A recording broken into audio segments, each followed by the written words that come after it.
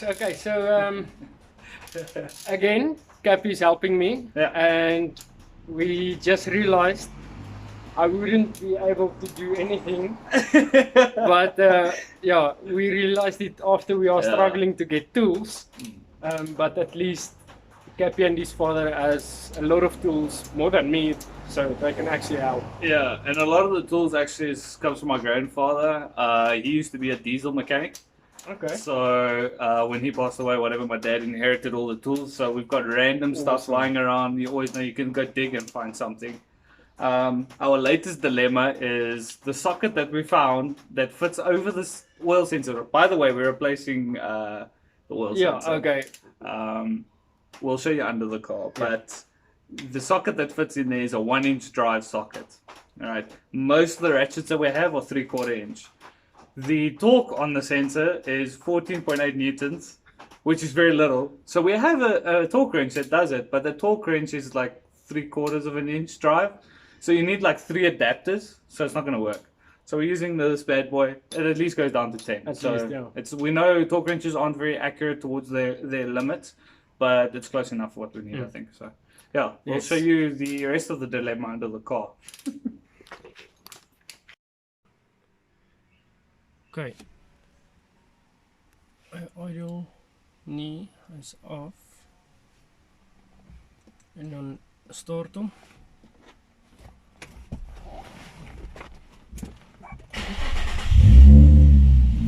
En dan jump hy. Maar is laer as gister.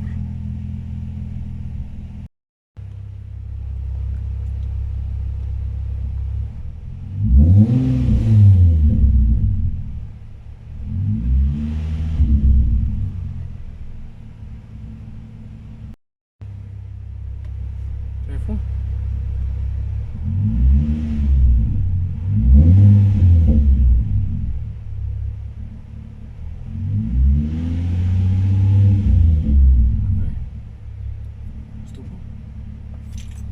Stop the phone.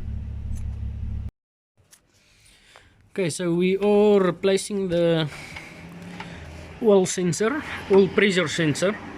We've already drained the oil, the motor oil, and took the oil filter off. We took the old sensor off. There it is. And we are putting the new sensor back in. So Cappy is now talking it to the correct spec. And then we will clean everything and put the filter back on, the oil plug, and then fill her up. Oh, shit. Yes, so Quick update, everything back on, and we're just gonna let the drain plug set for a few seconds. Okay, a few seconds. Yeah.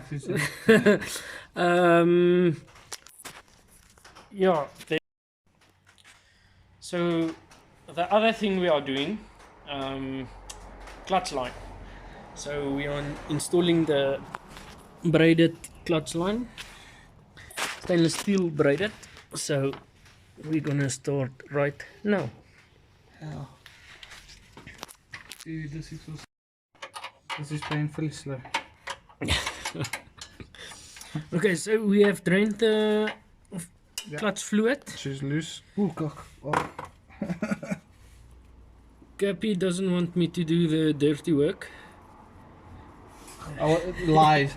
He was too busy filming himself. Whatever. Okay, so he's busy loosening the OEM line right over there. As he said, it's taking what? Painfully long. Yeah, it's painfully slow. The thing is, like, working upside down is so, like, your elbows and stuff get tired. Yeah. It's either that or it's getting old. It's one of the two. Okay, I'm not gonna fill this in detail. Cappy already filmed it on his channel. He did it already on his car. So I'll put a link up and just go and watch that video. Okay, so here we have the old one, old clutch line out. Yes, this is brittle. It's, It's gonna break. It looks tons better than mine. Eh? Mine Is it? literally had, like on the inside of this, you can see over here, it's black, right? So Oh, mine okay. had here like chunks of it that was like ripped open, Ew. and black was sticking out and whatnot. So yours is still relatively in good condition. Yeah, see there it started tearing. yeah. Yeah. Okay. So mine looked like it almost. all floated. Yeah. So that's the old one, and we have the new one. We're gonna heat shield. It's heat shield, right? Yeah. So we're gonna put some heat shield on. Cappy luckily had a few extra. Yeah. With an extra story as well. You only needed Yeah. 1 meter, and you had to buy a 10. 10 Yeah. meter. So yeah. Yeah, so this is the one from Z1 Motorsports. So it's already got a heat shielding on it. So I'm not gonna re-wrap this. This is already wrapped. What we're gonna use this for, and we'll show you under the car, is the hardline portion of the car isn't heat shielded or anything, and it's the closest point to the exhaust. So what we're gonna do is we're gonna add this section up over the hardline all the way until the hardline crosses out of the engine bay, just to add a bit of extra heat protection. Yeah. Yes. Along with that, where's your fluid? Over here. Yeah. So along with the heat shielding, we get high temp motul fluid, which helps also with the boiling of the fluid. Yes. Yeah.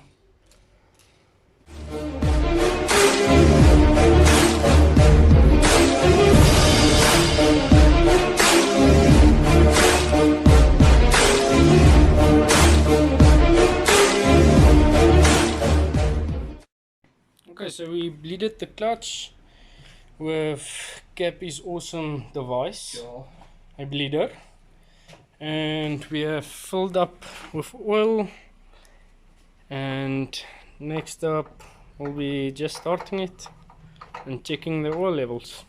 Oil pressure, make sure the sensor is working. Yes, and the oil sensor. Yes. So then we'll start up and make sure the clutch is engaging, but yeah, everything looks to be good. So. Yeah. Yeah. Awesome. What was that? Probably 2 hours, 2.5 hours? What's the time now? Ooh, no. I'm zooming, not checking time. It doesn't want to check time. I think my friend's starting to the car. Who cares? It's about 2 hours. Yeah. 3 hours. No, 3 hours maybe. Yeah, 3 hours. Okay, so first start up after oil. Change, filter change, sensor change, and the clutch line changed, and the fluid for the clutch. Okay, so let's give it a try.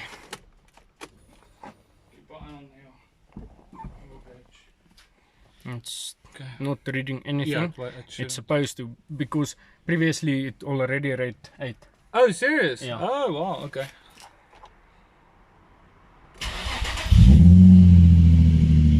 There we go. Good. Say. Perfect. Okay. Le Quar.